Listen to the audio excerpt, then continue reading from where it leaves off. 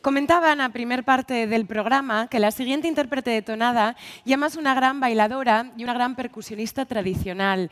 Nel seu último traballo discográfico así lo demuestra, titulado Alentamar. Ahora queremos tenerla aquí en el escenario a cantar, para cantarnos una tonada bien prestosa titulada Soy de Pravia, y va a estar para ello acompañada por el más grande gaitero que tenemos en este concurso, por el praviano. Estoy refiriéndome a Silvia Suárez.